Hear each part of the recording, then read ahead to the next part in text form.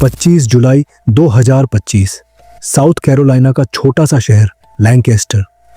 उस शाम सब कुछ आम दिनों जैसा ही लग रहा था। चर्च से लौटते लोग और पड़ोसी जो एक दूसरे को हाथ हिलाकर हाय कहते थे। लेकिन उस रात एक फोन कॉल ने सब कुछ बदल दिया। एक कॉल जिसने फ्रेंडशिप बैप्टिस्ट चर्च के सबसे इज्जतदार परिवार का चेहरा हमेशा के लिए बदल दिया। पुलिस जब बर्चफील्ड फैमिली के घर पहुंची तो किसी को अंदाजा भी नहीं था कि आगे क्या मिलने वाला है। सबको लगा कोई बुजुर्ग रिश्तेदार की नेचुरल डेथ हुई होगी, लेकिन जैसे ही टीम अंदर गई मामला कुछ और ही निकला, ऐसा जो पूरे मोहल्ले को हिला देने वाला था। घर के अंदर एक औरत की बॉडी मिली। वो बेहद कमजोर थी, जैसे महीनों से खाना नहीं खाया हो। चेहरा सूखा, हड्डियां बाहर झांक रही थी और शरीर पर पुराने चोटों के निशान। यह साफ था कि उसकी मौत नेचुरल नहीं थी, उसने बहुत लंबा दर्द झेला था। लेकिन असली डरावनी बात तब सामने आई जब पुलिस ने घर के नीचे का बेसमेंट खोला। वहां और 3 लोग मिले, जिनमें से कुछ औरतें थीं जो सालों से वहां बंद रखे गए थे।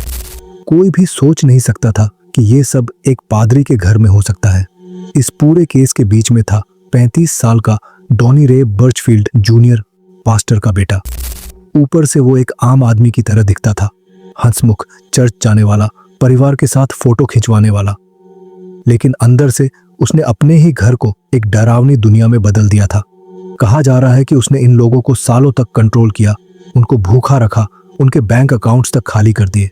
बाहर से वो मुस्कुराता था जैसे सब कुछ नॉर्मल हो, लेकिन बेसमेंट के अंदर एक पूरी हॉरर स्टोरी चल रही थी और किसी को भनक तक नहीं लगी। कई सालों तक उसने ये सब छिपा कर रखा, लेकिन एक औरत की मौत ने वो राज खोल दिया जो इतने सालों से उस घर के नीचे दबा था। एक मौत जिसने पुलिस को उस घर का दरवाजा खोलने पर मजबूर किया और सबके सामने वो भयानक राज खुला जो किसी ने सपने में भी नहीं सोचा था।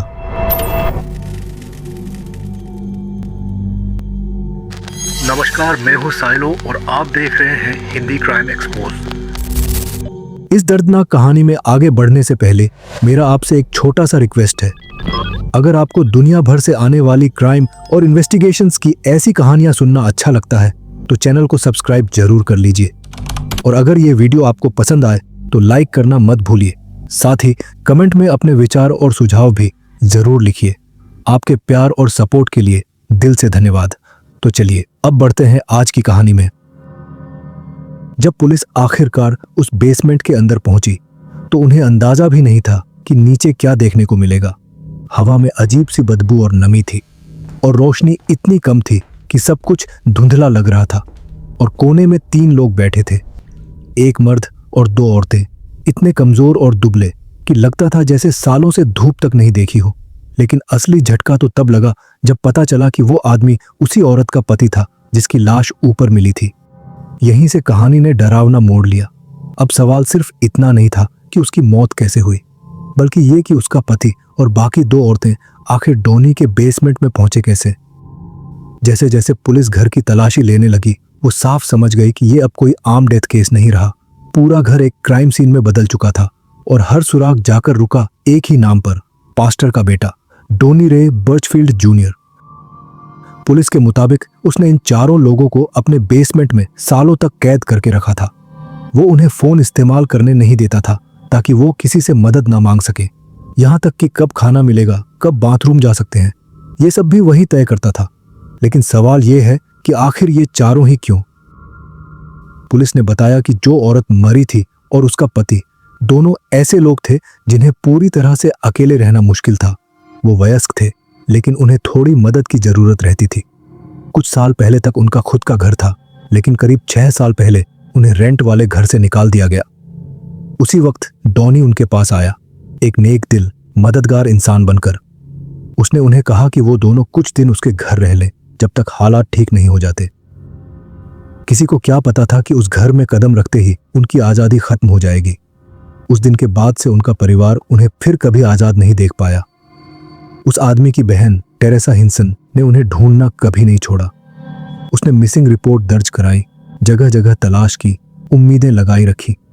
लेकिन जब उसे सच्चाई पता चली कि उसका भाई इतने सालों से उसी बेसमेंट में बंद था, तो जैसे उसके पैरों तले जमीन खिसक गई।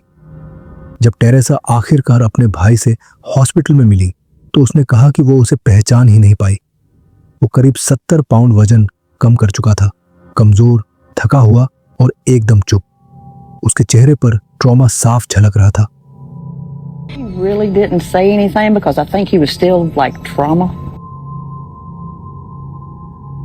टेरेसा ने बताया कि कमरे से बाहर निकलते ही वो रो पड़ी, क्योंकि जो उसने देखा वो दिल तोड़ देने वाला था। अब वो चाहती है कि उसे और उसकी पत्नी को पूरा इंसाफ मिले और डोनी को उसकी हर करतूत की सजा। लेकिन कहानी यहीं खत्म नहीं होती। पुलिस को बेसमेंट में मिली बाकी 2 औरतों के बारे में जो पता चला, उसने केस को और भी पेचीदा बना दिया। वो दोनों कोई अनजान शिकार नहीं थी, बल्कि डोनी के साथ रिलेशनशिप में थी।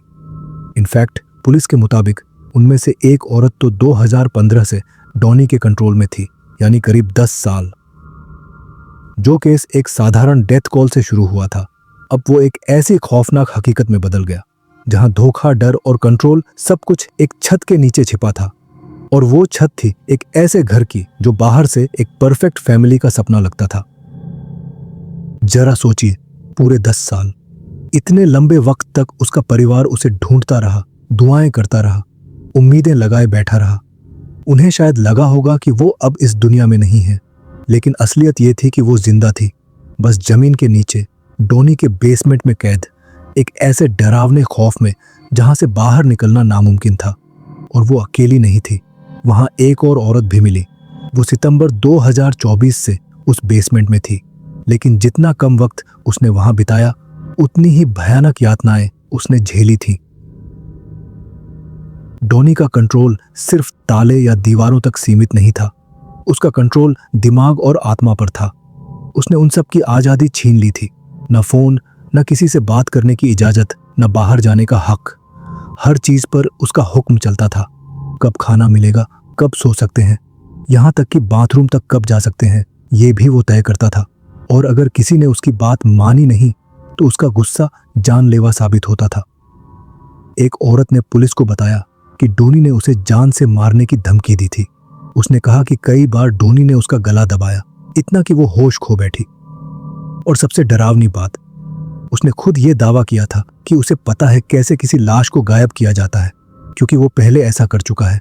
सोचिए, उस डर के साथ हर दिन जीना, ये सोचते हुए कि शायद आज आखिरी दिन है।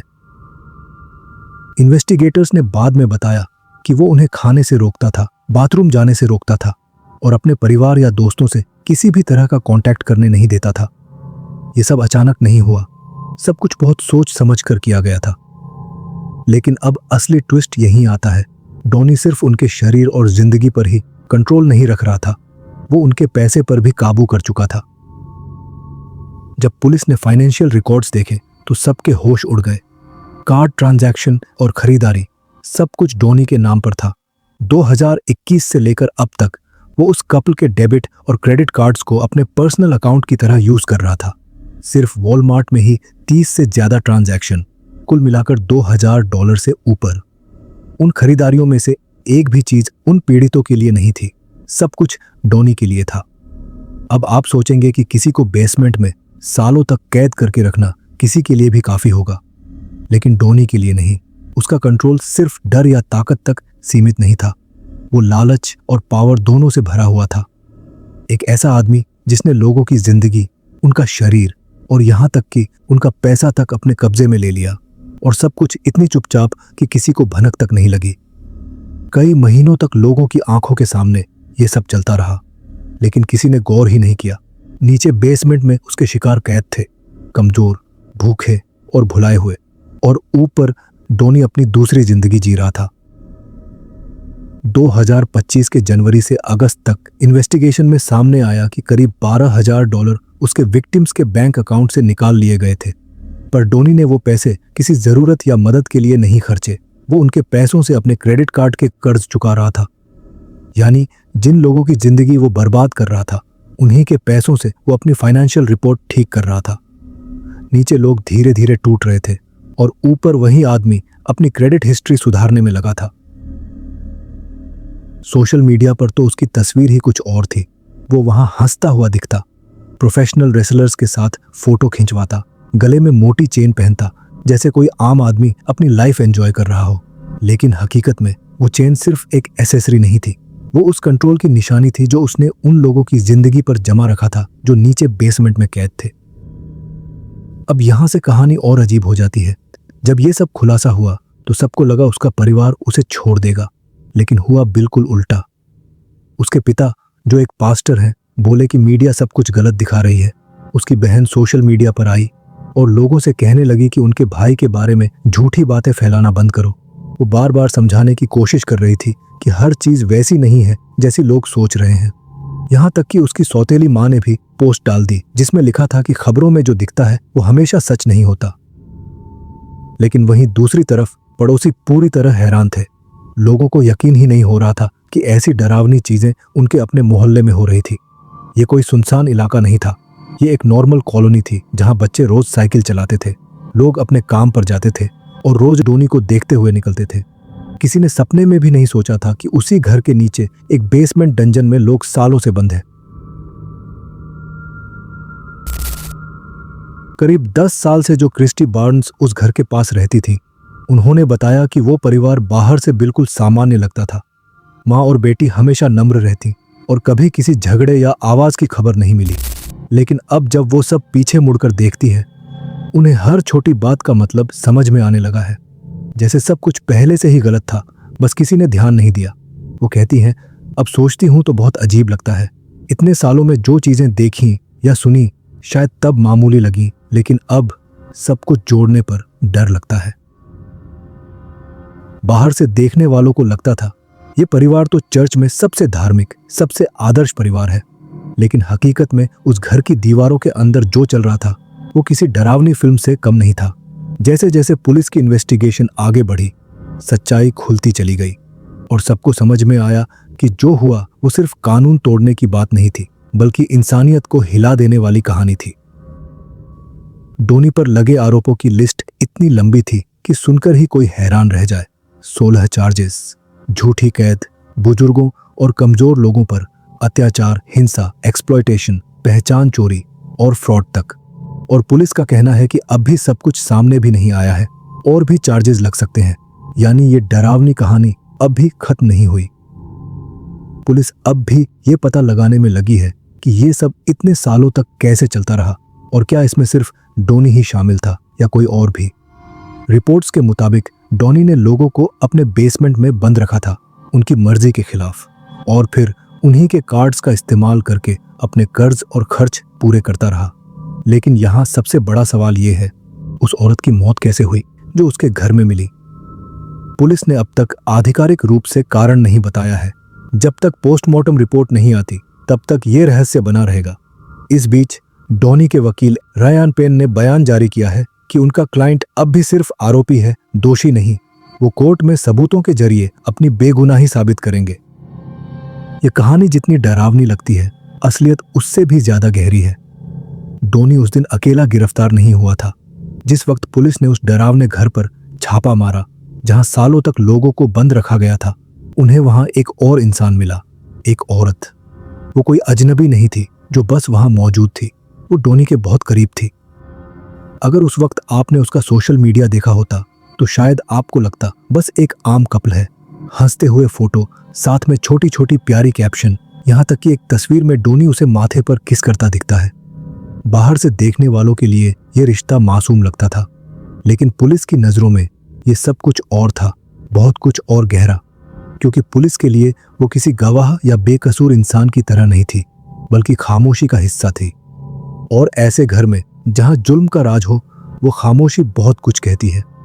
जांच करने वालों का मानना है कि वो सब जानती थी कि बेसमेंट में क्या चल रहा है, कौन फंसा हुआ है, कौन तकलीफ में है, लेकिन उसने कभी कुछ नहीं कहा और इसी वजह से उसे भी गिरफ्तार किया गया।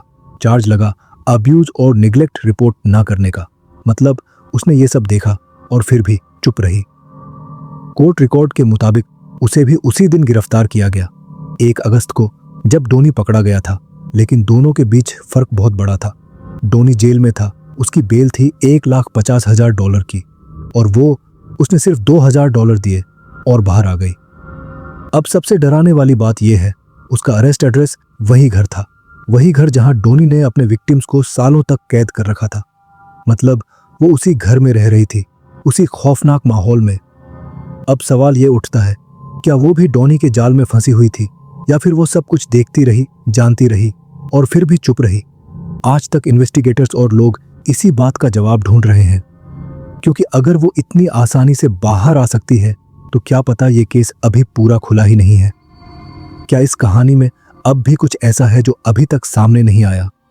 रिपोर्ट्स के मुताबिक अक्टूबर 2025 तक इस केस से जुड़ा ताजा अपडेट ये है कि डॉनी पर फिलहाल 16 गंभीर आरोप लगाए गए हैं, जिनमें murder, first degree criminal, sexual conduct, झूठी कैद, घरेलू हिंसा, कमजोर लोगों का शोषण और बेहद खतरनाक स्तर का अत्याचार शामिल है। इन्वेस्टिगेटर्स का कहना है कि जैसे जैसे जांच आगे बढ़ेगी, आरोपों की ये लिस्ट और भी लंबी हो सकती है। लेकिन शायद सबसे डरावनी बात यह है, कई बार वही लोग जिन पर हम भरोसा करते हैं, जो दूसरों को सही राह दिखाने की बात करते हैं, वही अपने घरों की बंद दीवारों के पीछे सबसे भयानक राज छुपाए बैठे होते हैं। लैंकेस्टर में हुई इस एक मौत ने सालों से चले आ रहे अत्याचारों की परतें खोल दी।